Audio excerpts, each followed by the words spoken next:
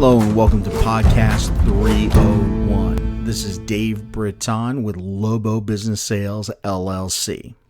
In today's podcast, we're going to be discussing 10 items that may cause your business not to be able to be sold. These are 10 items that we see that have a dramatic impact in the possibility of selling your business. Now, most commonly referred to is that only about 20% of all businesses that are advertised actually sell. Now, keep in mind of that 20% or the 80% that doesn't sell, that 20% is actually whittled down even more as far as receiving good offers, passing due diligence, a whole host of metrics. That number is actually closer to about 10%. So about 1 in every 10 businesses actually sell. And if you can highlight some of the issues we're going to talk about in this podcast, it will hopefully sway those odds in your favor so you can be part of that 10%. So with that introduction, let's go ahead and get into the podcast. The first step and the first and foremost that cannot be overlooked, and everything else after this doesn't really matter. This is the most important one. The business has no profits. We have to be realistic when we look at a business, and although there's very few and rare cases that there might be a savvy entrepreneur that's looking for a build out and not really buying a business for the going concern going forward, keep in mind almost all business sales are done for one reason and one reason only: the cash flow of that business. In absence of that cash flow, a buyer is really not going to look at the business. There are too many available offerings that people will look at and basically just say, I want $250,000 of earnings. Can I get it here? Well, no, I can't. And here's another one, not really in the exact industry, but I can learn to live with that.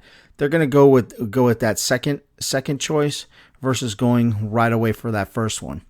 Even though a commonality that we also see is a current business owner may be looking to sell and looks to describe the business as quote unquote has potential. Has potential does not sell a business. It is almost it's almost a waste of time for most business owners to even try to look to sell those businesses that quote unquote have potential until the potential is actually proven in some fashion. Even if it's only in 1 quarter of earnings, you need to have profits in the business.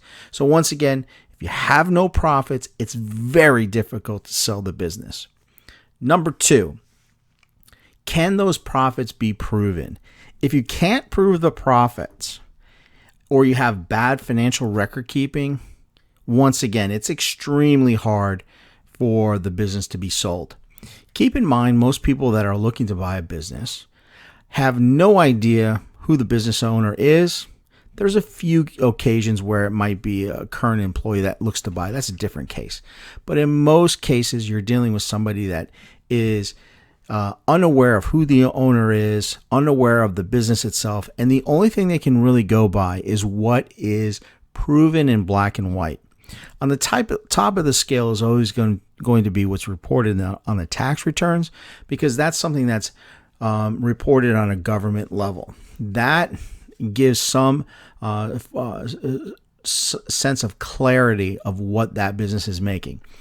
Good profit and loss statements, income statements, balance sheets, if they're done by accountants, do help. But even something as simple as a QuickBooks type of financial reporting can at least allow some type of groundwork that a buyer can look at to prove those profits. Using the terminology that it's a cash business, or there's a lot of sales but we don't run them through, those are all big red flags. That is really going to do one of two things. One, it's going to push your buyer away, On number two, it's probably going to get you in some type of trouble for not reporting those sales. So either way, it's a lose-lose. So try to avoid that.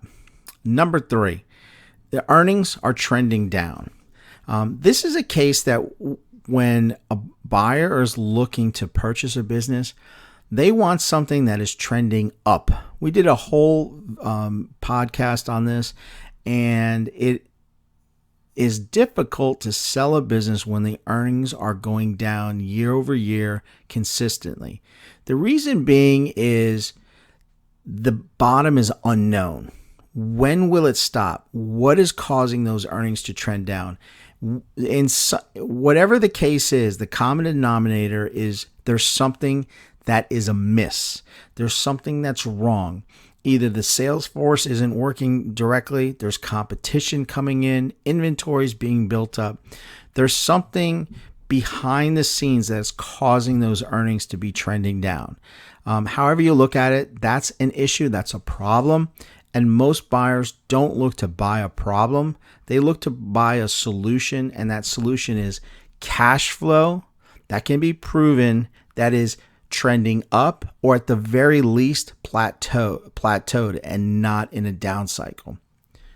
Number four, if no financing is available to buy the business is almost unsellable. Now, this financing can come from a whole host of services. There's a lot of local banks that use various programs. The most popular program is what's known as a 7A SBA program. These will be for purchases or acquires of open businesses, but it has to support the debt of that note or that debt instrument. If there's no financing available from a bank, then a seller is going to have to offer that financing. In absence of that, the only way that a sale is going to be done outside of some more complex transactions in the M&A arena is it's going to have to be a cash purchase. Although that sounds very welcoming, the facts are most business sales are not done 100% cash. In the rare instances, and I stress rare in being less than 5%, when you have those rare instances, those cash purchases are normally done at a heavily discounted value for purchase. So if you're looking to sell, you're going to be leaving a lot of the value or the tangible or the equity of that company usually on the table in lieu of receiving that cash purchase.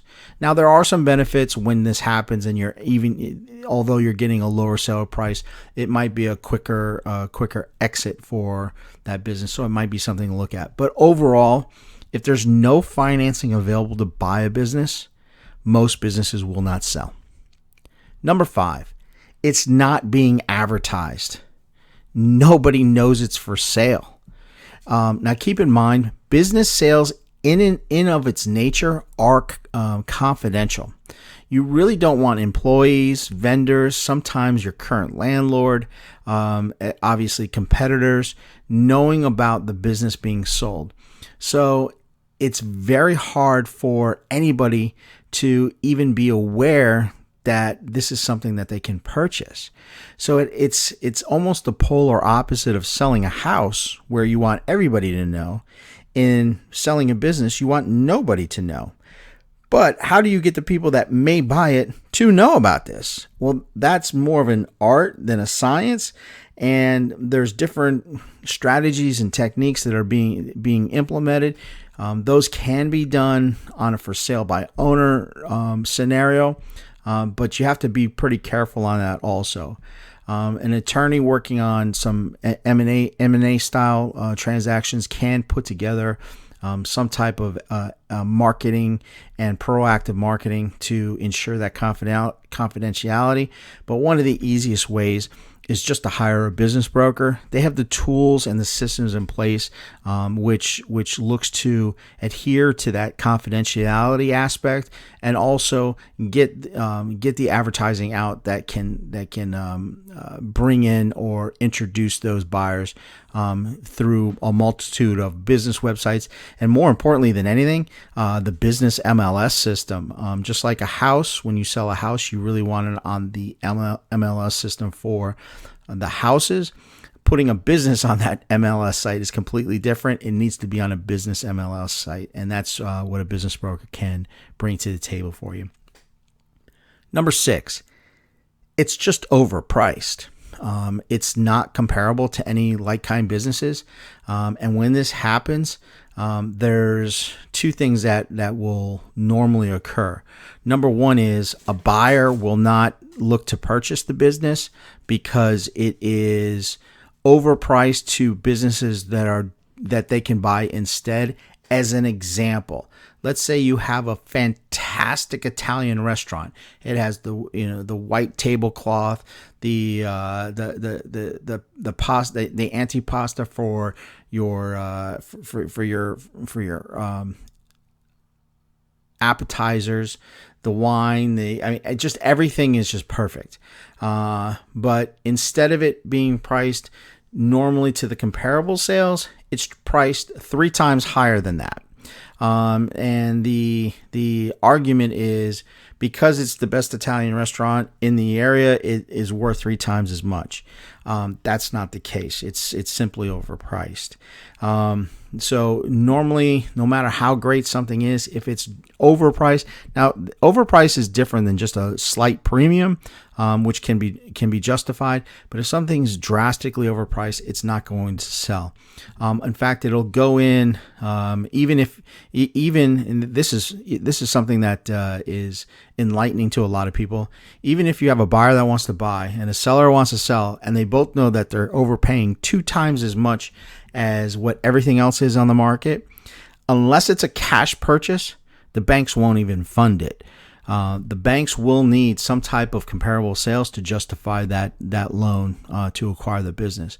So having something that's overpriced is one of the big ones that a business won't sell. A lot of people that initially look to put their business on the sale for sale on the market will look at their businesses a little bit down the road and wondering why they sold so quick when they just did a price adjustment. It's just like it said. There was a price adjustment, put it into where the business should be normally priced at. Number 7, there's no training being provided or offered with the sale of the business.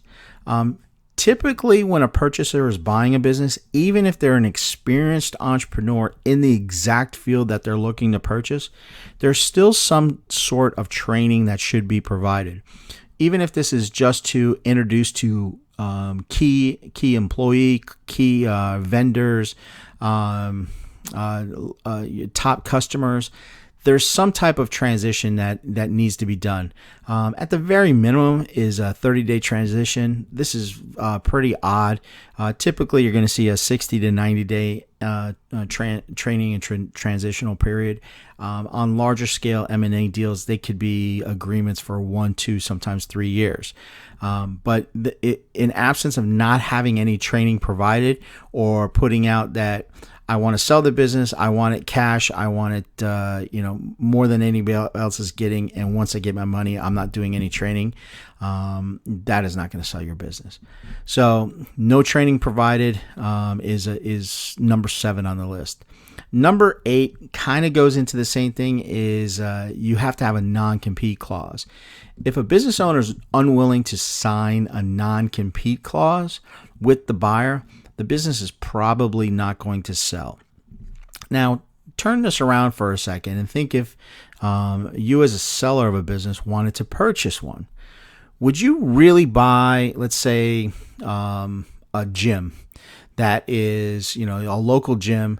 Would you really buy it if the owner is unwilling to sign a non-compete clause and is able to sell the gym to you for $1 million, open up one directly across the street for half the amount because the experience is already there, and have the ability to steal all your customers? No, probably not. So a non-compete clause is paramount in finding a business buyer for that business sale. Number 9, the physical appearance is just bad. Maybe it needs repair. Maybe it needs, if it's a local area, maybe it's a standalone, needs a new roof. There was some deferred maintenance. Even something as simple as sprucing up some of the outdoor curb appeal, or maybe some a quick paint. But whatever the case is, when the physical appearance is bad, number 1, it leaves a bad first impression when you first walk in. But on top of that, a buyer is going to look at this as added cost that they immediately have to put into the business. Now, let's say that there is a sports bar and grill that's doing very well, but has all old style TVs. Let's even go on the far end of the spectrum and say they're all tube TVs. So they're hanging on by chains and stuff like that. But the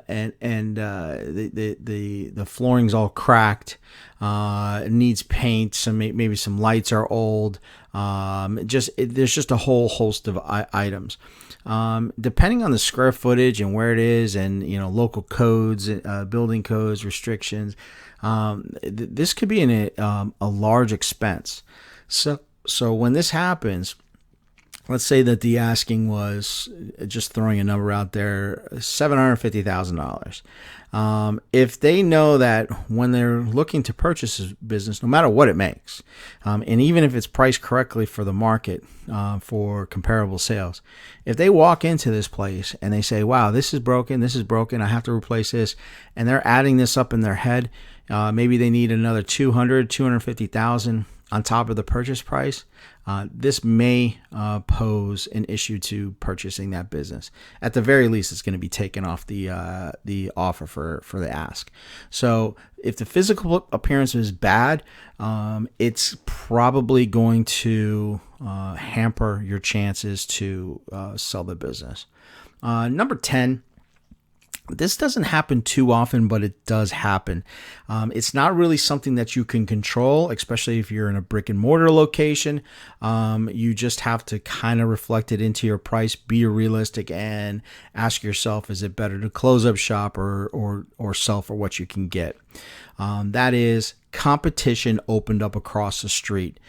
There's times, and a lot of people know this, and like some of I don't want to mention any large corporations on this podcast, but everybody knows when various corporations come in, they're going to squeeze out a lot of the mom and pop businesses in that arena.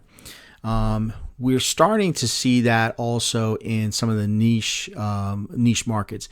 An example, you might have a friendly neighborhood liquor store, and all of a sudden, some of the larger conglomerates, they know that business is doing well. They simply just build one across the street.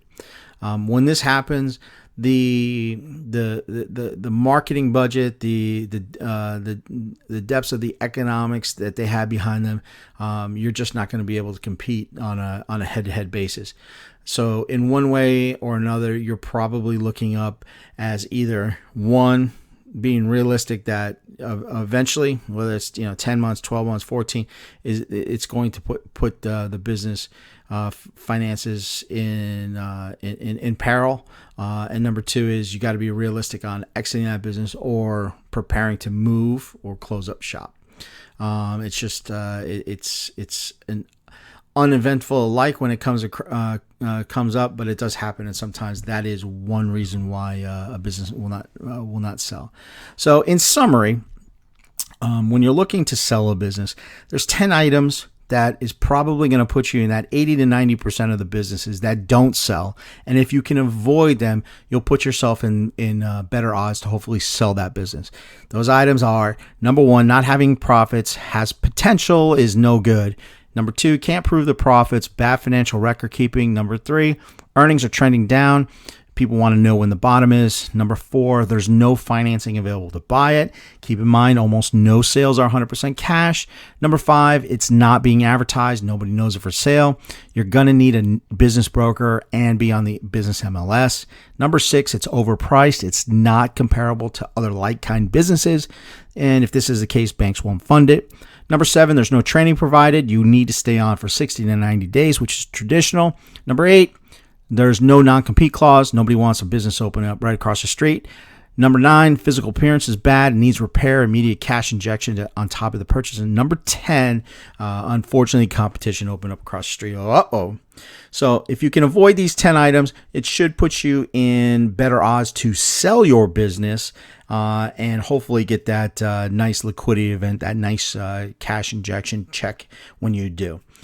If you're wondering what your business might sell for, how much it might be worth, or even if it's sellable, there's a link below that you can watch one of our YouTube videos on that topic, and it'll look to help you out. Anyways, hope you enjoyed this podcast number 301. This is Dave Britton with Lobo Business Sales LLC. Have a fantastic day.